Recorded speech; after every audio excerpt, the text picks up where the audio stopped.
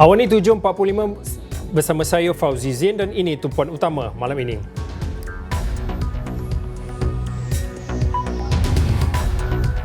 Mahu kilang beroperasi kawasan PKPD, pekerja wajib ujian swab.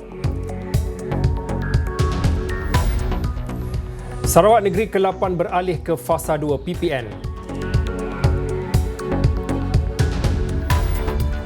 Rasuah penggubah wang haram lebih 11 juta ringgit, pengerusi koperasi didakwa.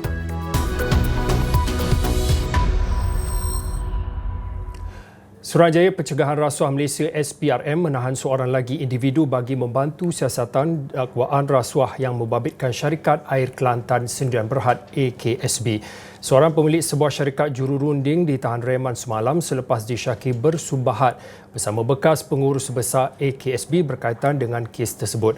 Perintah reman dikeluarkan Mahkamah Magistrate Kota Bahru untuk tempoh 3 hari bermula hari ini sehingga 14 Julai. Individu berkenaan ditahan SPRM pada jam 8 malam semalam di Pejabat SPRM Kelantan. Penahanan itu didakwa mempunyai kaitan dengan kerja-kerja daripada AKSB membabitkan nilai lebih RM850,000 serta salah guna kuasa berkaitan syarikat perunding dengan AKSB. Semalam reman bekas pengurus besar AKSB disambung sehingga 15 Julai ini bagi membantu siasatan berhubung dengan projek membabitkan AKSB bernilai lebih RM27 juta.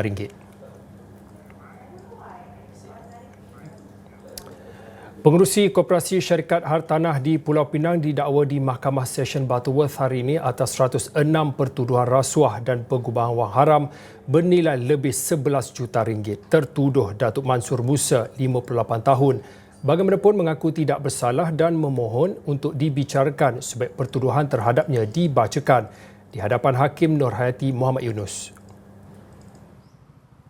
Tertuduh yang juga Ketua UMNO Bahagian Bayan Baru berdepan pertuduhan membabitkan penerimaan transaksi dan perbelanjaan wang haram iaitu wang tunai, saham dan hartanah di bawah kuasanya sebagai pengerusi koperasi. Semua kesalahan tersebut didakwa dilakukan antara September 2011 hingga Ogos 2020. 42 kesalahan didakwa mengikut Seksyen 4-1-A Akta Pencegahan Pengubahan Wang Haram dan Pencegahan Pembiayaan Keganasan 2001. Jika sabit kesalahan, tertuduh boleh dihukum tidak lebih RM5 juta atau penjara tidak lebih 5 tahun atau kedua-duanya sekali. Manakala 64 pertuduhan lagi mengikut Akta Pencegahan Pengubahan Wang Haram, Pencegahan Pembiayaan Keganasan dan Hasil Daripada Aktiviti Haram 2001. Tertuduh boleh dihukum penjara sehingga 15 tahun atau boleh juga didenda tidak kurang daripada 5 kali ganda jumlah atau nilai hasil daripada aktiviti haram jika sabit kesalahan. Mahkamah membenarkan Mansur diikat jamin RM500,000 dengan seorang penjamin dan menetapkan 28 September depan untuk sebutan semula kes bagi serahan dokumen. Terdahulu, proses pendakwaan terhadap bekas Ahli Dewan Undangan Negeri Adun Batu Maung itu mengambil masa 4 jam berikutan Mahkamah Session Butterworth mengalami gangguan bekalan elektrik selama beberapa kali sehingga kes terpaksa ditukar ke 3 bilik mahkamah lain. Mansur dijangka dihadapkan ke Mahkamah Session Kuala Lumpur minggu ini bagi berdepan 54 lagi pertuduhan rasuah. Baiklah, kadar kes COVID-19 yang tinggi pada ketika ini membimbangkan pelbagai pihak ditambah pula dengan operasi sektor kilang. Apapun, hari ini kerajaan ada mengumumkan langkah awal membabitkan sektor itu, Naila.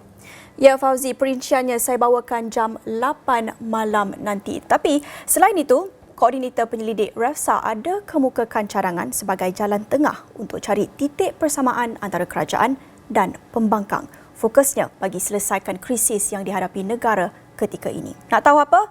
Jangan ke mana-mana Fauzi, jam 8 malam nanti.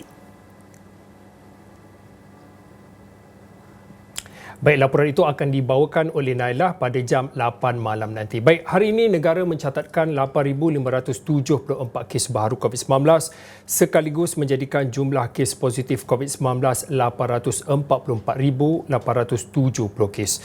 Manakala jumlah kes aktif dengan kebolehjangkitan pula adalah 91,272 kes. Bilangan kes sembuh pula pada hari ini 5,041 kes menjadikan jumlah pulih sebanyak 747,338 kes.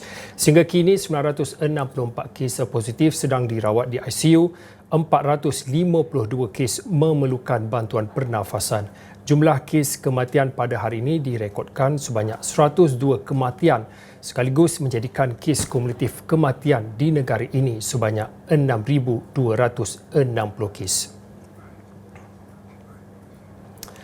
Sarawak beralih ke fasa 2 Pelan Pemulihan Negara PPN bermula Rabu 14 Julai 2021. Keputusan dipersetujui Majlis Keselamatan Negara MKN dan Jawatan Kuasa Pengurusan Bencana Sarawak JPBN.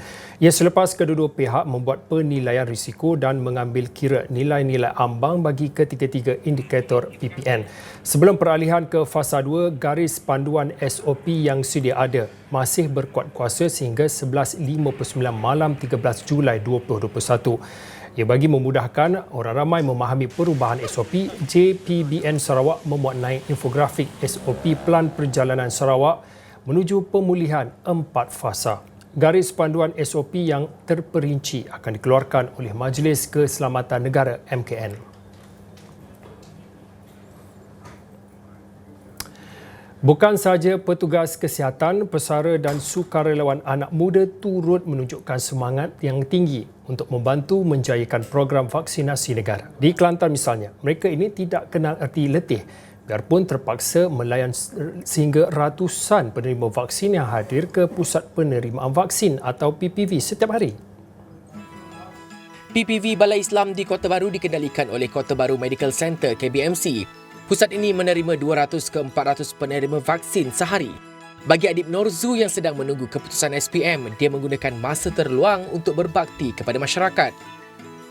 Pengalaman sini, kalau duduk sini kita boleh temu dengan ramai orang. Jadi macam-macam perangai kita boleh temu. Situ kita boleh belajar untuk communication dengan orang. Latihlah juga untuk didik mula perangai akhlak diri. So far tak ada stres sebab yang mari ni semua warga emas ke. So macam gembira lah tengok dia orang semangat untuk mari untuk cocok untuk ambil vaksin. Ada mari dengan kereta ke, dengan drive-thru, dengan ambulans. Jadi saya rasa saya terpanggil lah untuk membantu KKM melalui KBMC. Gitulah, jadi darah kesihatan masih ada. Kebetulan pula Tuhan bagi saya pun sihat lagi lah. Okay. Anda semangat tu ada lagi lah? Masih ada. Masih semangat nak membantu tu lah? Ya. Ada member-member tanya, macam mana saya nak jadi sukarelawan macam you? Saya kata, boleh daftarlah dengan Mas Sejahtera. Begitulah. Kita akan menambah kita punya petugas-petugas dari masa ke semasa dan kita dijadualkan untuk mendapat 1,000 vaksin sehari di minggu ketiga bulan Julai. So kita akan tambah kita punya petugas-petugas mengikut kesesuaian supaya keselesaan penerima vaksin dapat kita jamin lah. Ya, kita ada sediakan ambulans dan kita ada doktor yang bertugas di sini. Kalau ada in case emergency apa, kita sendiri menyediakan ambulans. Seramai 50 sukarelawan bertugas di PPV Balai Islam bagi membantu melancarkan proses vaksinasi kepada penerima.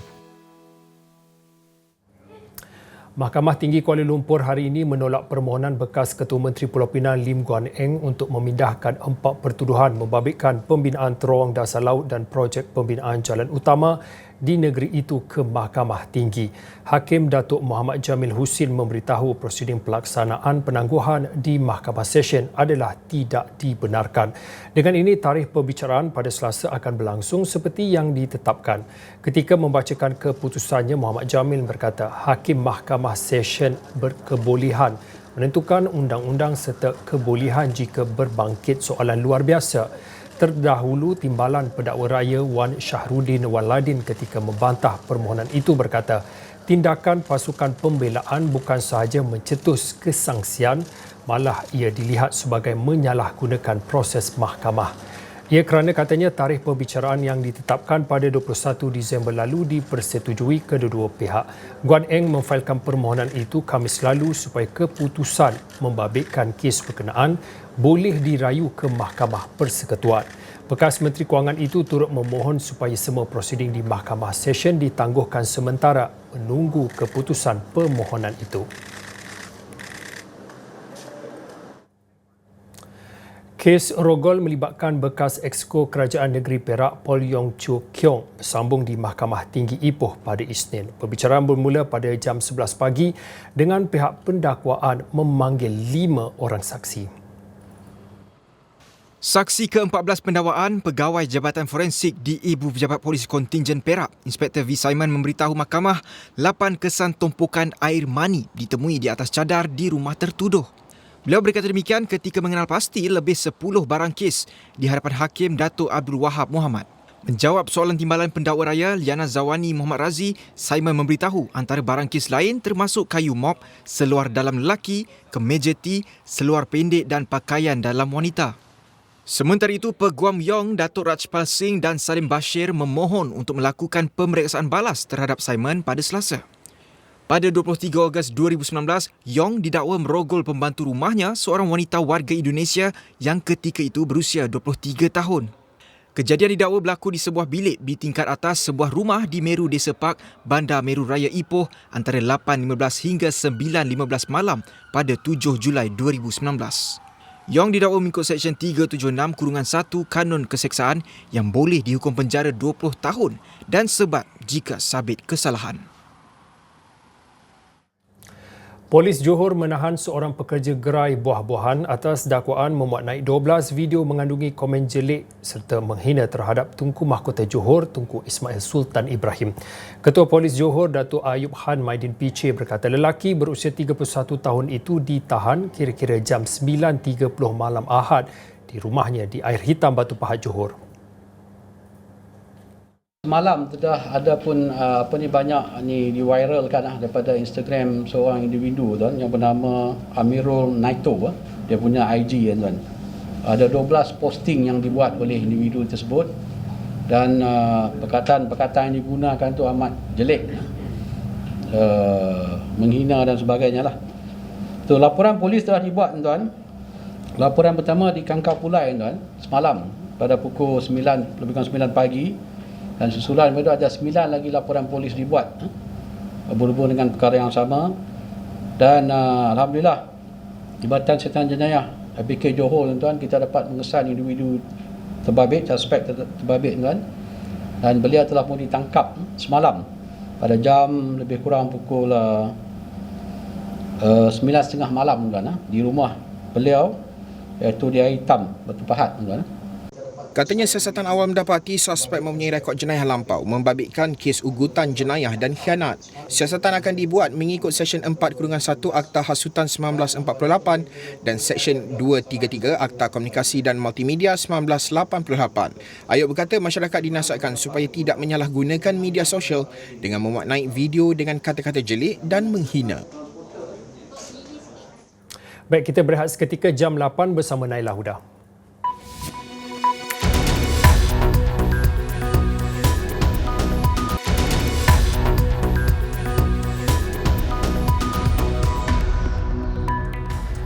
Salam sejahtera, anda bersama saya Naila Huda dalam Awani 7.45. Kita ikuti tumpuan utama untuk malam ini. Mahu kilang beroperasi, pekerja wajib ujian swab 2 kali seminggu. Gara-gara kunjung rumah bekas PM, Anwar Musa di kompaun. Elak tambah beban rakyat.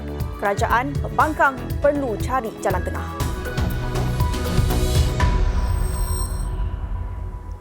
Semua pekerja sektor perkilangan dan pembuatan wajib menjalani ujian swab RTK sebanyak 2 kali dalam tempoh seminggu bermula 7 Julai lalu. Perkara itu ditegaskan Menteri Perdagangan Antarabangsa dan Industri MITI Datuk Seri Muhammad Azmin Ali yang turut menjelaskan ia adalah sebahagian daripada syarat kebenaran pengoperasian kilang di kawasan Perintah Kawalan Diperketatkan PKPD. Langkah awal itu dilihat mampu untuk mengenal pasti kes jangkitan COVID-19 dengan lebih awal selain dapat memastikan hanya pekerja yang disahkan negatif dibenarkan ke tempat kerja. Pihak majikan perlu memberikan kerjasama dan tanggungjawab bagi menanggung sepenuhnya kos saringan tersebut. Azmin pada masa sama menyeru kepada semua majikan agar tidak mengambil kesempatan di atas peluang yang telah diberikan oleh pihak kementerian. Menurutnya, amat dikesali kerana ramai yang tidak patuh dengan SOP serta memandang ringan tentang perkara itu. Tambahnya, apa yang pasti, langkah penjagaan SOP yang ketat perlu seiring dengan tindakan secara praktikal bagi membendung penularan jangkitan COVID-19 dari terus merebak terutama di tempat kerja.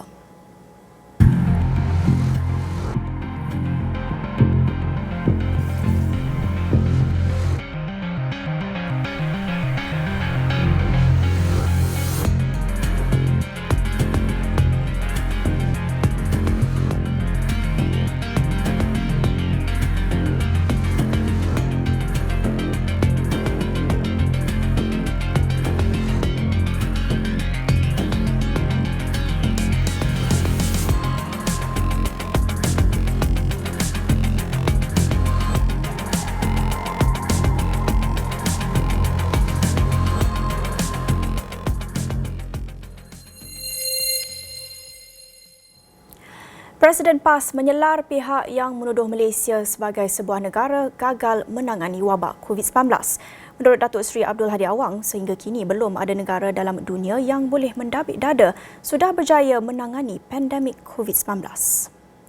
Katanya, kini muncul pelbagai varian baharu yang dikatakan berbahaya seperti varian Delta. Malah Pertubuhan Kesihatan Sedunia WHO memberi amaran kepada semua negara agar bersiap sedia menghadapi sebarang kemungkinan. Tegasnya, hanya mereka yang masih gila berpolitiki membuat kenyataan bahawa Malaysia sudah gagal menangani wabak COVID-19 seolah-olah mereka berada di planet lain bukan di alam bumi. Hal ini disebabkan oleh nafsu politik angkuh terlalu tinggi dan rakus mahu berkuasa sehingga mendabik dada dalam menyelesaikan masalah seperti apa yang dijanjikan dalam manifesto pilihan raya umum ke-14 dahulu.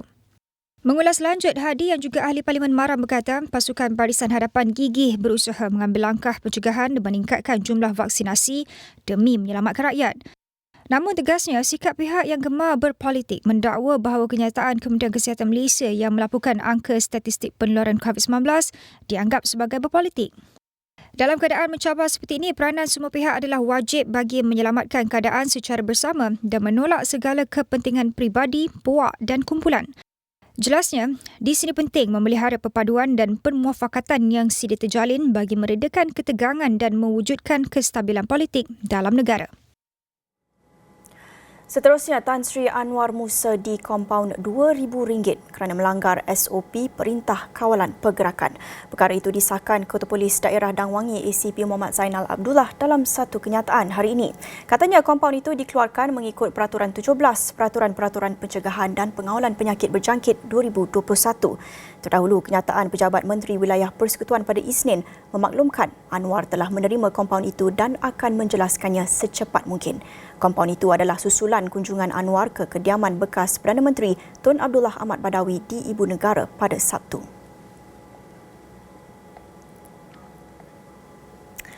Rakyat akan terus terbeban. Negara akan berterusan menghadapi masalah ekonomi dan usaha membendung COVID-19 akan sukar menemui penyelesaian. Ini sekiranya kerajaan dan pembangkang tidak berusaha mencari titik persamaan sekurang-kurangnya dalam usaha menyelesaikan krisis yang dihadapi negara ketika ini. Sehubungan itu, antara jalan tengah dicarangkan Koordinator Penyelidik Research for Social Advancement REFSA, Fakul Razi Rashid, ialah dengan segera kembali ke Parlimen. Saya rasa pertama sekali kita perlu kembali semula ke Parlimen. Jawatankuasa pilihan khas ataupun select committee itu perlu berfungsi semula. Kerana di situlah saya fikir ahli Parlimen Pembangkang ini mempunyai akses penuh dalam menyelidik ataupun meneliti semula dasar-dasar kerajaan. Selain itu, beliau mencadangkan supaya ditetapkan satu tarikh pilihan raya agar ia memberi satu jangka masa yang realistik untuk memperbetulkan keadaan negara. Bila kita tahu pilihan raya itu akan berlaku secara telus dan terbuka dan ada tarikhnya, jadi kita dapat melihat ataupun dapat menggarap perancangan yang lebih baik untuk tempoh 2 tahun atau 3 tahun yang akan datang. Berbanding dengan membuat sesuatu percaturan politik yang boleh sebenarnya memberi satu ujian kepada keabsahan kerajaan yang sedia ada pada hari ini. Jadi, jelas beliau, diplomasi bipartisan antara kerajaan dan pembangkang sangat penting kerana ia merupakan jalan tengah yang boleh membantu meredakan krisis yang dihadapi hari ini. Baik, seterusnya dalam Awani 7.45, jualan kenderaan bermotor meningkat 71.1%.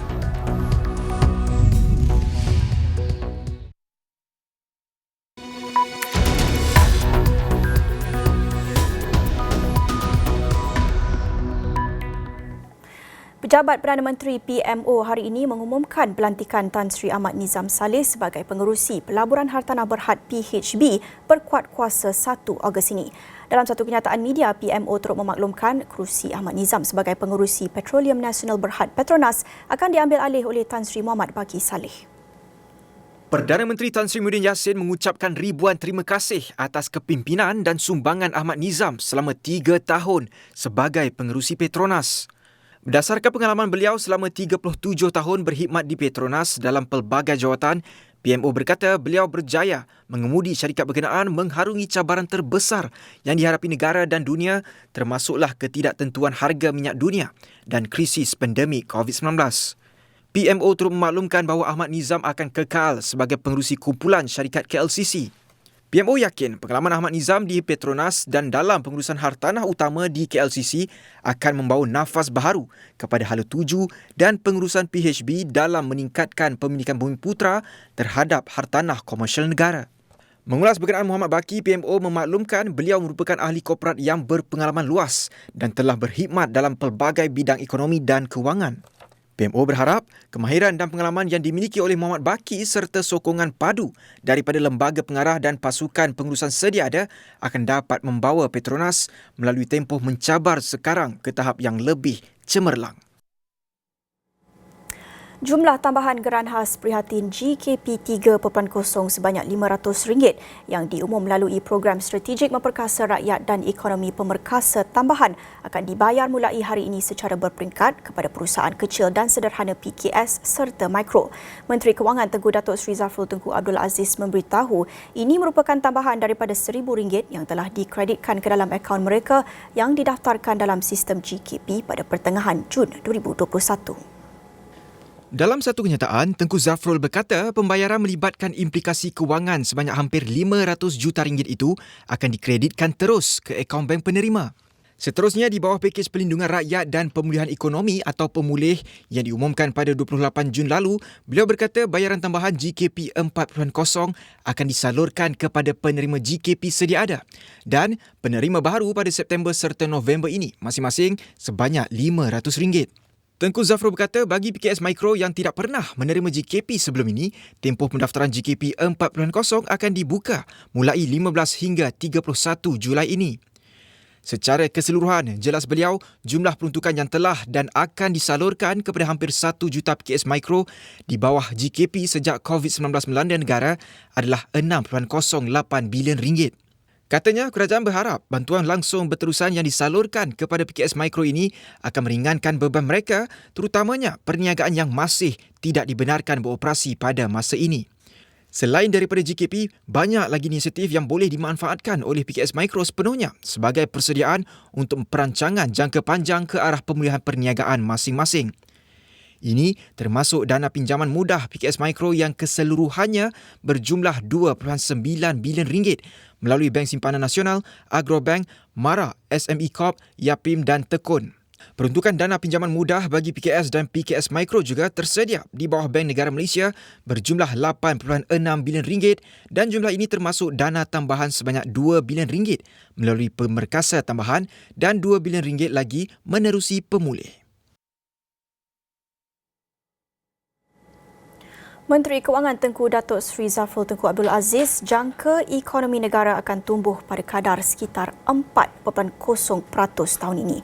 Dalam temu bual bersama Bloomberg TV pada awal Isnin, beliau yang juga Menteri Penyelaras Pelan Pemulihan Negara menjangkakan kerajaan akan semak turun KDNK negara selepas lebih banyak data diterima. Semakan ini adalah susulan pelbagai langkah yang diambil untuk kawal penularan COVID-19 di dalam negara. Terdahulu, kerajaan umum akan semak kadar KDNK negara yang ketika ini diunjur tumbuh 6% ke 7.5% tahun ini. Well, the GDP forecast that was announced recently is between 6 to 7.5%. We are in the midst of revising the GDP forecast to a lower number given the lockdown. So we'll be announcing this in August when we have the second quarter results, second quarter GDP numbers out. So we are expecting it to be around the range you mentioned, but we are still finalising the number. Bank Dunia pada Jun semak turun KDNK negara kepada 4.5% selepas ambil kira langkah kawalan yang diambil untuk sekat penularan COVID-19 di Malaysia. Sementara Menteri Penyelaras Pelan Pemulihan Negara itu dalam kemaskini Facebooknya, Zafrul menjelaskannya Malaysia perlu sentiasa tangkas dan bersedia meminda perancangan berdasarkan situasi semasa. Jelasnya Pelan Pemulihan Negara adalah pelan yang dinamik dan akan sentiasa ditambah baik ikut keperluan semasa. Menurutnya, pindaan ini harus dilakukan dengan mendengar nasihat pakar dalam bidang masing-masing. Tambahnya dalam kemaskini di Facebook pada Isnin, ketika ini tiada penyelesaian mudah atau sempurna untuk negara keluar daripada belenggu ini dan kerajaan akan berusaha sebaik mungkin demi kesejahteraan semua. Jelasnya ketika ini bukan mudah untuk tangani cabaran pandemik COVID-19, terutama dengan kemunculan varian baharu. Namun Zafrul mengambil contoh kadar vaksinasi yang kini lepasi 300,000 dos sehari, menyatakan kerajaan akan berusaha pastikan kadar vaksinasi terus meningkat dan mencapai imuniti kelompok secepat mungkin. Tegasnya ketika ini lockdown kawasan terjejas COVID-19 saringan besar-besaran dan peningkatan kapasiti ICU turut dilakukan sebagai strategi bersasar untuk optimumkan sumber berdasarkan fakta dan data. Baik, seterusnya, nilai jualan perdagangan borong dan runcit mencatatkan RM108.3 bilion pada Mei 2021, melonjak 28.3% tahun ke tahun. Ketua Perangkawan Malaysia Datuk Seri Muhammad Uzir Mahidin berkata, subsektor kenderaan bermotor menunjukkan peningkatan ketara iaitu RM4.8 bilion atau 71.1% kepada RM11.6 bilion. Ujar Muhammad Uzir, subsektor lain yang menyumbang kepada peningkatan ini adalah perdagangan borong yang meningkat 31.2% atau RM12.7 bilion kepada RM53.4 bilion, selain perdagangan runcit yang turut berkembang 17.3% atau RM6.4 bilion kepada RM43.3 bilion. Pertumbuhan 31.2% bagi perdagangan borong pada Mei 2021 disokong oleh lain-lain pengkhususan jualan borong yang melonjak 70.5% atau RM9 bilion kepada RM21.7 bilion. Ini diikuti oleh jualan borong barangan isi rumah yang meningkat 14.3% atau RM1.2 bilion untuk berada pada RM9.8 bilion. Jualan borong jentera, peralatan dan bekalan turut meningkat 27.9% kepada RM4.4 bilion diikuti jualan borong makanan, minuman dan tembakau yang tumbuh 7.4% kepada RM10.5 bilion. Mengulas lanjut mengenai subsektor perdagangan runcit, Muhammad Uzir memberitahu kenaikan 17.3% telah disumbangkan oleh jualan barangan keperluan dan juga barangan bukan keperluan, terutama jualan runcit di kedai khusus dengan 24.5% kepada RM8.6 bilion.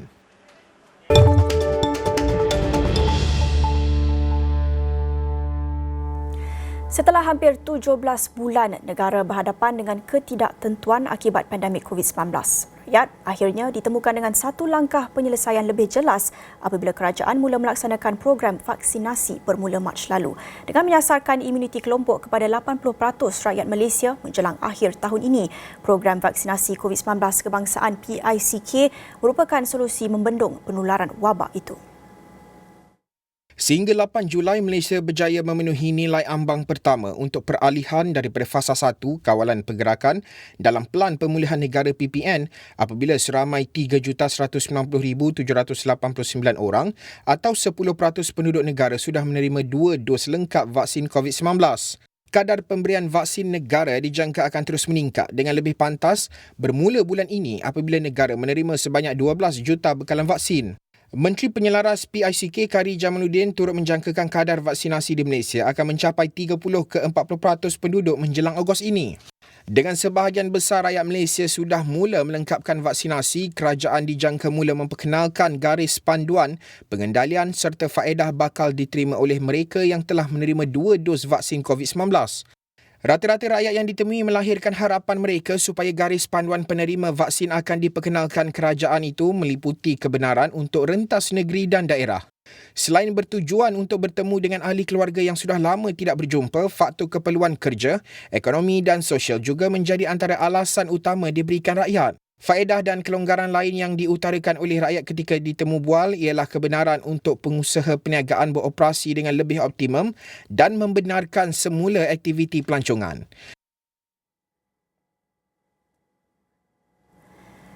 Dapatkan akhbar Sinar Harian Selasa dengan tajuk Muka Depan, CAC Stadium melawati seperti medan perang.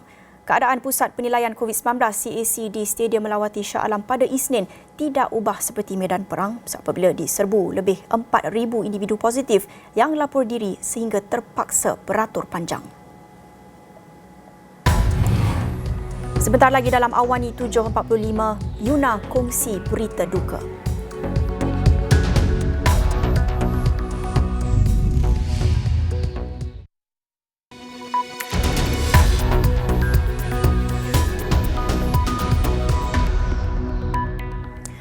Baik, bertemu kembali dalam Awani 7.45. Petani di wilayah Xinjiang, China kini sibuk menuai gandum musim sejuk yang dikategorikan sebagai bijirin grade premium.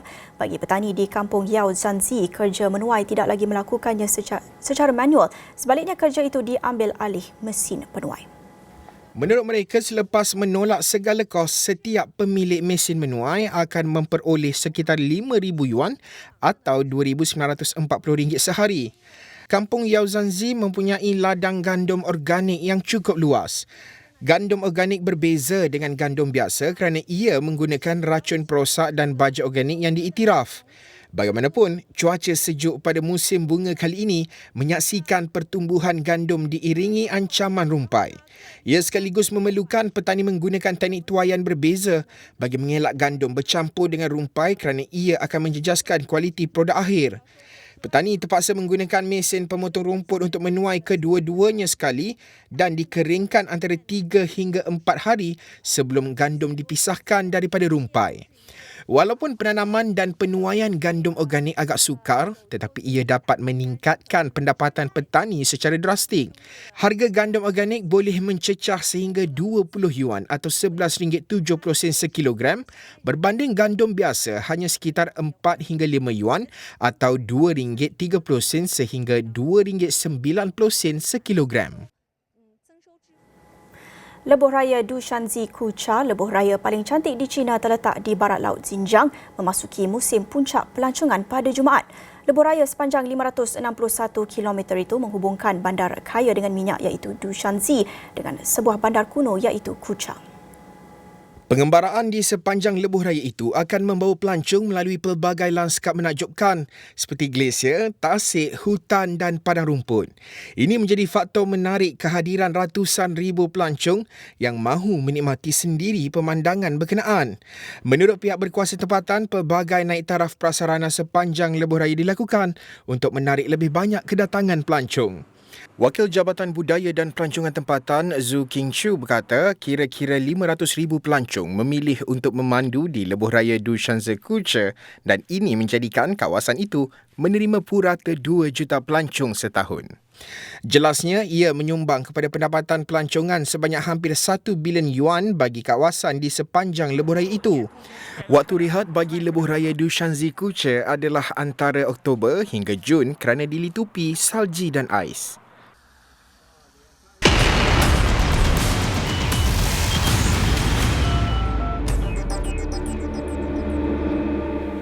Baik, ini perkembangan yang baru kami terima. Menteri Penyelaras Program Imunisasi COVID-19 Kebangsaan Khairi Jamaluddin memaklumkan sebuah jawatan kuasa integriti dan siasatan telah ditubuhkan di bawah Badan Bertindak Imunisasi COVID-19 CITF berhubung isu penjualan slot janji temu vaksinasi.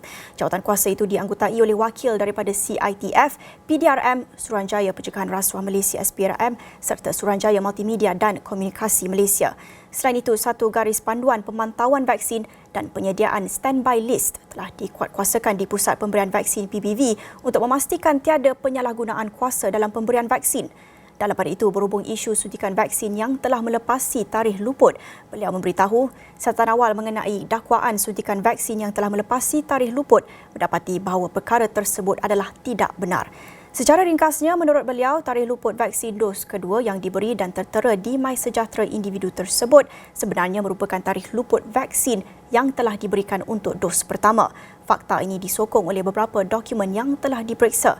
Kesilapan merekodkan data telah menyebabkan perkara ini berlaku dan tarikh luput vaksin yang sebenar akan dikemaskini ke dalam MySejahtera bagi individu yang terlibat.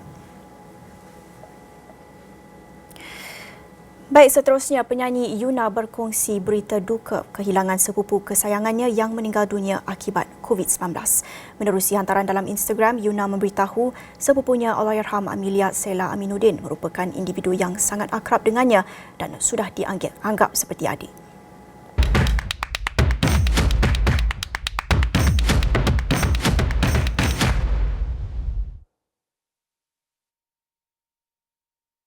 Kehilangan orang tersayang akibat COVID-19, kata Yuna, cukup memeritkan kerana dia tidak berpeluang mengucapkan selamat tinggal.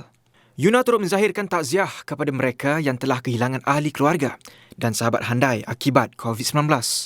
Dalam pada itu, Yuna berpesan kepada orang ramai agar menjaga diri dan mendapatkan suntikan vaksin bagi membantu sistem kesihatan selain membolehkan kehidupan kembali normal secepat mungkin. Baik, laporan itu mengakhiri Awani 7.45 malam ini. Ikuti bagaimana segelintir masyarakat mendepani cabaran kehidupan dalam diary lockdown di halaman Mikro Interaktif di astroawani.com sekarang. Dan segala maklumat lain juga dalam astroawani.com dan aplikasi Astro Awani. Terima kasih kerana menonton saluran berita paling dipercayai di Malaysia. Saya Nala Huda. Salam hormat.